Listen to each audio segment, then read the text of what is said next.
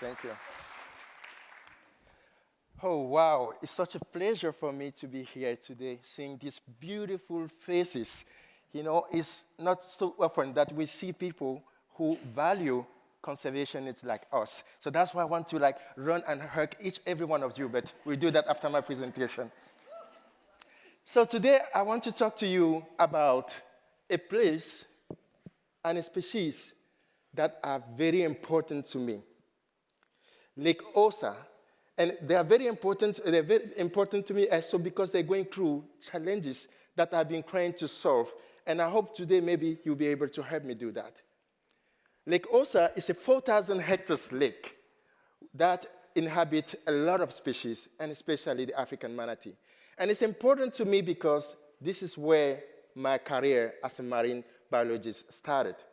It's also in this place that I observed the African manatee for the very first time. How many of you have heard about the African manatee? Oh, that's not bad. But how many of you have seen the African manatee in the wild? Really? Well, I feel like I need to invite you in Cameroon so that you can be able to see your first African manatee in the wild. But how many of you have seen the Florida manatee or heard of it? Oh, wow. Well, the African manatee is pretty much similar to the Florida manatee. The only difference that the Florida manatee is a little bit larger. But do you know why the Florida manatee is larger than the African manatee? Do you want to know? Okay, I'll tell you.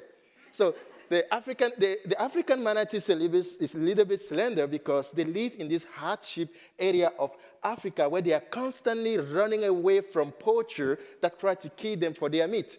Whereas the Florida manatee, they live in this beautiful country of the United States of America, enjoying the hamburgers and the donuts.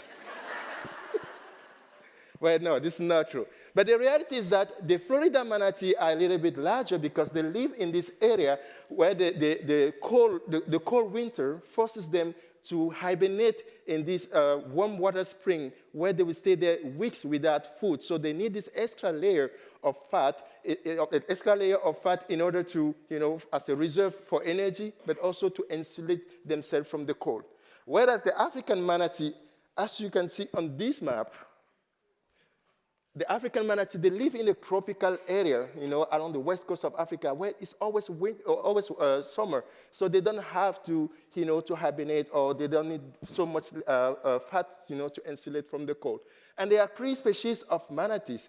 The African manatee, as I show you, are around here, but you also have the West Indian manatee that include 2 subspecies, including the Florida manatee, that are in this pink area. And you have the Amazonian manatee that lives in the Amazon. Lake Osa is also a home for other species like marine mammals, reptiles, but also a lot of birds, like this pie kingfisher, and I'm going to make the bird excited here.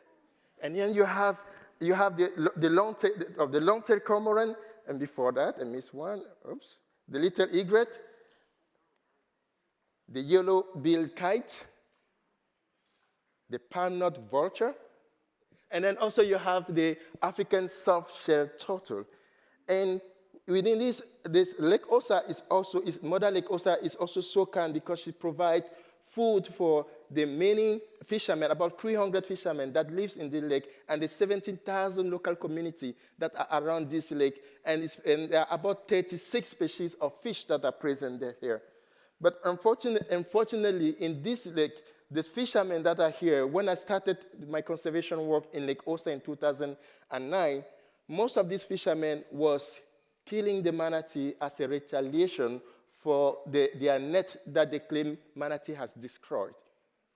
So, and there was a lot of restaurants selling manatee meat. So we had to respond to that. And that's why in 2010, I founded the African Marine Mammal Conservation Organization, AMMCO, and with my team, we have been implementing conservation actions such as raising awareness, but also providing alternative livelihood to this community. And today, there is no restaurant providing manatee meat around Lake Osa.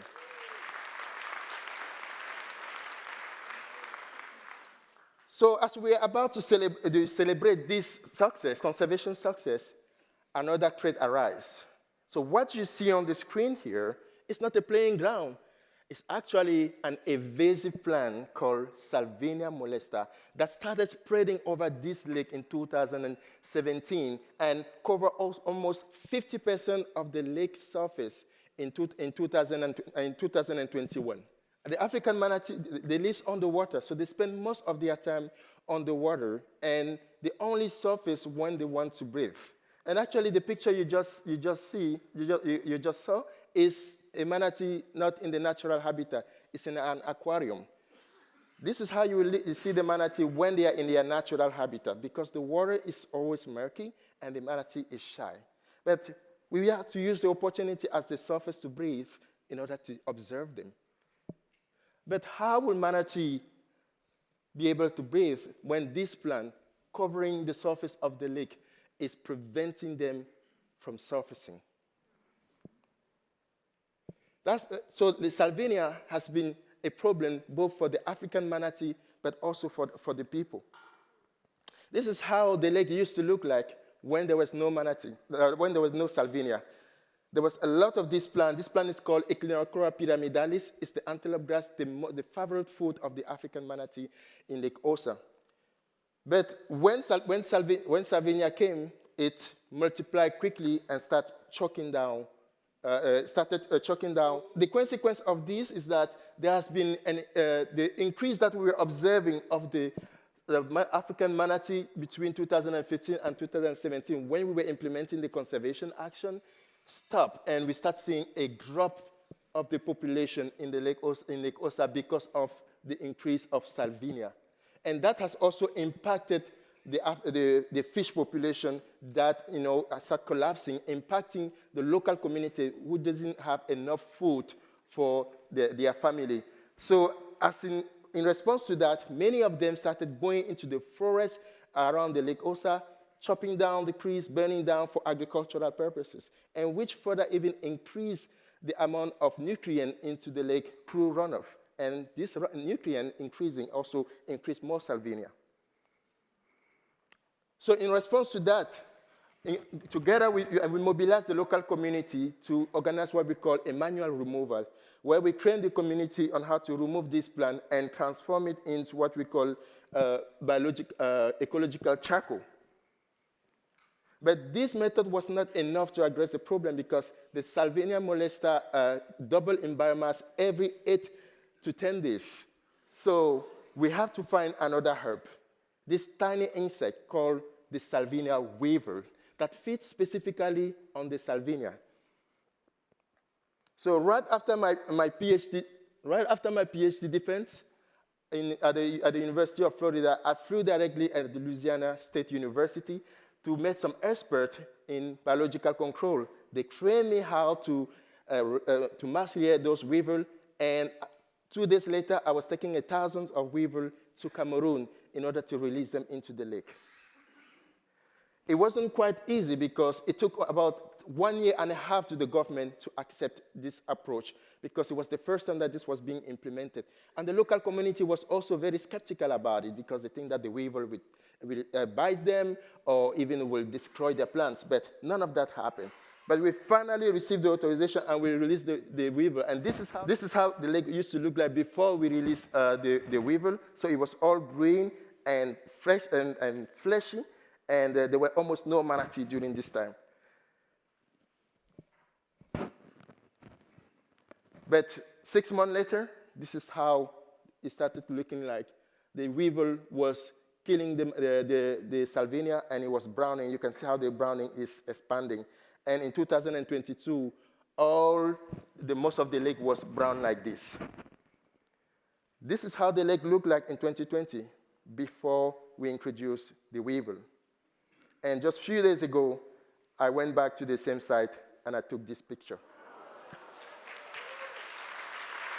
Thank you. As a result of that, we start seeing more manatee coming back, but also more fish coming back also for the happiness of the local community.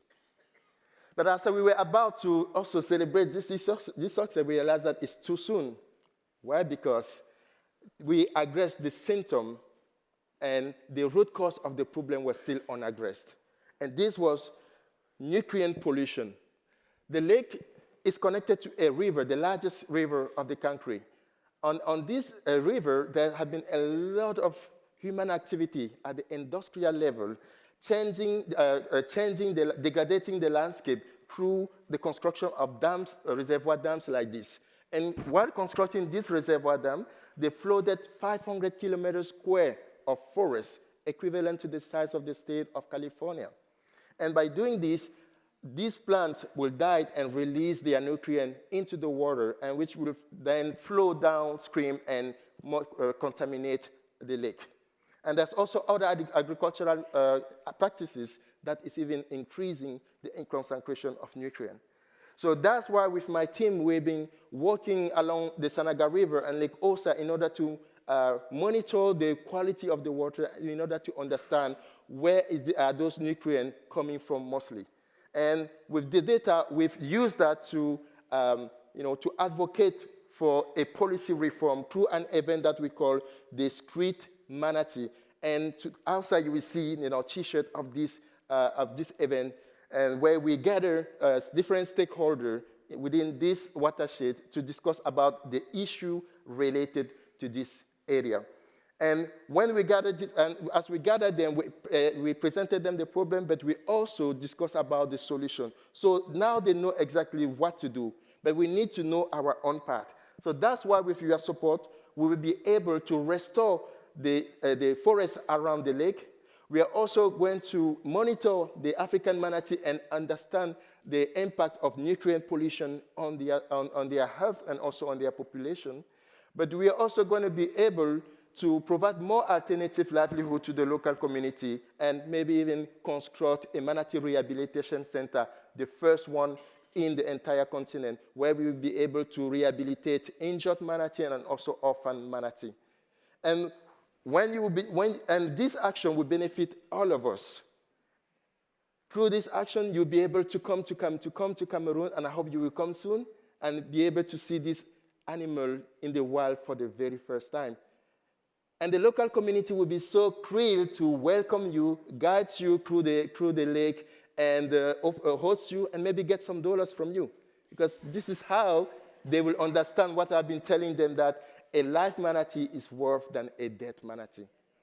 And finally, the African manatee will be forever grateful and will remember you. Thank you.